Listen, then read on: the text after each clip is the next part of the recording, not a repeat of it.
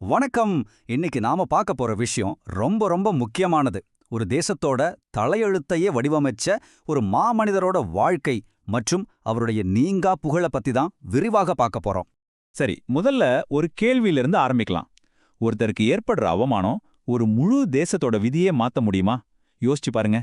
நாம ஏன் இந்த கேள்வியோட ஆரம்பிக்கிறோம்னா, டாக்டர் பி.ஆர். அம்பேத்கரோட வாழ்க்கையே இந்த கேள்விக்கான ஒரு நேரடி பதில்தான். சின்ன வயசுல கூட படிக்கிற பசங்களோட உட்காரக்கூடாதுன்னு ஒதுக்கி வைக்கிறாங்க. பிறந்த ஒரு காரணத்துக்காகவே அவமானப்படுத்துறாங்க. இந்த அனுபவம் எல்லாம் அவருக்குள்ள ஒரு வலியா மட்டும் தேங்கிடல. அதுதான் அவரோட வாழ்க்கை லட்சியத்துக்கே ஒரு பெரிய அஸ்திவாரமா மாறுச்சு. சரி, அவரோட கதை எங்க ஆரம்பிக்குதுன்னு பார்க்கலாம். ஏப்ரல் 14, 1891ல மத்திய பிரதேசத்துல இருக்கிற மவுங்கிற ஊர்ல பிறக்கறாரு பீம்ராவ் ராம்ஜி அம்பேத்கர். அவரோட சின்ன வயசு வாழ்க்கை சாதிங்கிற ஒரு அமைப்பு எவ்வளோ கொடூரமா இருக்குங்கிறதுக்கு ஒரு நேரடி சாட்சியா இருந்துச்சு. அவர் தீண்டத்தக்காதவர்னு ஒதுக்கப்பட்ட சமூகத்துல பிறந்தவர். அவங்க அப்பா ராணுவத்தில் வேலை செஞ்சாரு. ஆனாலும் ஸ்கூல்லயும் சரி வெளியிலயும் சரி பயங்கரமான பாகுபாட்டை சந்திச்சாரு.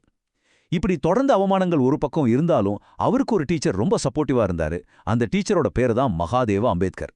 அவரோட ஆதரவு, குடும்பத்தோட ஊக்கம், இது ரெண்டும் சேர அவரோட மொத்த கவனத்தையும் சக்தியையும் படிப்பு மேல திருப்பினாரு. அவரை பொறுத்த வரைக்கும் படிப்புங்கிறது வெறும் அறிவு தேர்றதுக்கான ஒரு வழி இல்ல, தன்னை சுத்தி இருந்த அந்த அடக்குமுறை அமைப்பையே உடைச்சேறியறதுக்கான ஒரு சக்தி வாய்ந்த ஆயுதமா அதை பார்த்தாரு. அவரோட கல்வி பயணம் உண்மையிலே பிரமிக்க வைக்கும். பரோடா மகாராஜா உதவியோட BA முடிக்கிறாரு.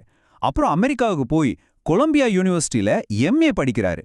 அங்க உயர்கல்வி படிச்ச முதல் இந்தியர் அவர்தான். அதோட நிக்கல, அங்கேயே பொருளாதாரம் பத்தி ஆய்வு செஞ்சு PhD வாங்குறாரு. அடுத்து லண்டனுக்கு போய் MSc DScன்னு பட்டங்களை வாங்குறாரு. கடைசியா பாரிஸ்டர் பட்டமும் வாங்குறாரு.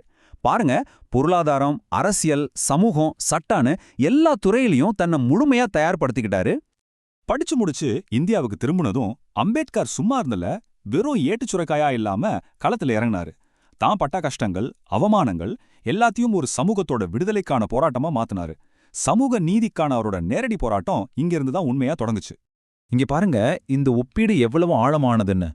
ஒரு பக்கம் அவர் என்னவெல்லாம் செய்யக்கூடாதுன்னு தடுத்தாங்களோ அது இருக்கு, இன்னொரு பக்கம் அவர் அடைஞ்ச உயரங்கள் இருக்கு. கூட உட்காரக்கூடாதுன்னு சொன்னவங்க மத்தியில பொருளாதார பேராசிரியரா ஆனாரு. சாதியைச் சொல்லி வேலை இல்லைன்னு சொன்ன இடத்துல பம்பாய் ஹைகோர்ட்ல வக்கீலா நின்னார். சமூகத்திலிருந்து ஒதுக்கப்பட்டவர் இந்தியாவுக்கே முதல் சட்ட அமைச்சரா ஆனார். இதுதான் அவரோட வாழ்க்கை.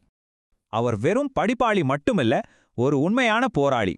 பிரிட்டிஷ்காரங்களுக்கு எதிராக நடந்த போராட்டங்கள்ல பங்கெடுத்தாரு.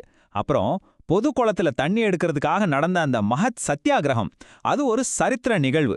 தாழ்த்தப்பட்ட மக்களோட உரிமைக்காக பஹிஷ்கிருத் ஹீதகாரணி சபான்னு ஒரு அமைப்பை ஆரம்பிச்சாரு. எண்ணிலடங்காத புத்தகங்கள், கட்டுரைகள் மூலமா சமூக நீதிக்காக தொடர்ந்து குரல் கொடுத்தாரு. சரி, இப்போ அவரோட போராட்டத்தோட உச்சக்கட்டத்துக்கு வருவோம். நவீன இந்தியாவை உருவாக்குற அந்த மிகப்பெரிய வேலையில அவரோட பங்கு என்னன்னு பார்க்கலாம். இந்தியாவுக்கு சுதந்திரம் கிடைச்சதும் நம்ம நாட்டுக்குன்னு ஒரு சட்டம் வேணும் இல்லையா? அந்த சட்டத்தை எழுதுறதுக்காக ஒரு குழுவை உருவாக்குறாங்க. அந்த அரசியலமைப்பு வரைவு குழுவோட தலைவரா டாக்டர் அம்பேத்கரை நியமிக்கிறாங்க. அதாவது இந்தியாவோட தலையெழுத்தை எழுதுற பேனா அவர் கைக்கு வருது. யோசிச்சு பாருங்க, உலகத்தோட மிகப்பெரிய ஜனநாயக நாட்டோட அரசியல் அமைப்பை உருவாக்குன சிற்பி அவரு. ஒரு காலத்துல பொது இடத்துல தண்ணி குடிக்க கூட உரிமை மறுக்கப்பட்ட ஒருத்தர் இன்னைக்கு கோடிக்கணக்கான மக்களோட அடிப்படை உரிமைகளை எழுதுற பொறுப்புல இருக்காரு. இது எவ்வளவு பெரிய விஷயம்! இது வெறும் ஒரு பதவி இல்ல, வரலாறு வழங்கின நீதி. அரசியலமைப்பு மூலமா சட்ட ரீதியா சமத்துவத்தை கொண்டு வந்தாச்சு. ஆனா அவரோட தேடல் அதோட முடியல. அவரோட கவனம் ஆன்மீக ரீதியாகவும் ஒரு நிரந்தரமான சமத்துவத்தை எப்படி உருவாக்குறதுங்கிற பக்கம் திரும்புது.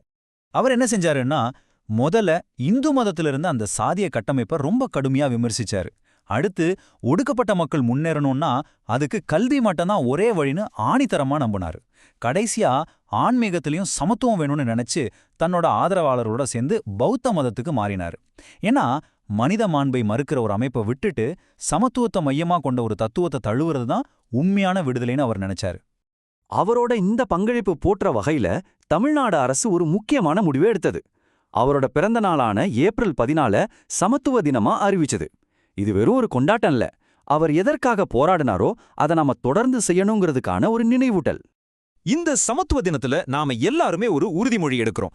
சாதி இல்லாத சமத்துவமான ஒரு சமுதாயத்தை உருவாக்குவேன், சமத்துவத்தை ஒரு வாழ்க்கை நெறியா என் குடும்பத்திலையும் நான் வேலை செய்யற இடத்திலையும் இந்த சமூகத்திலையும் கடைபிடிப்பேன்னு நாம உறுதியேத்துக்கிறோம். இது அவர் வாழ்நாள் முழுக்க போராடின கொள்கைகளுக்கு நாம செய்யற மரியாதை.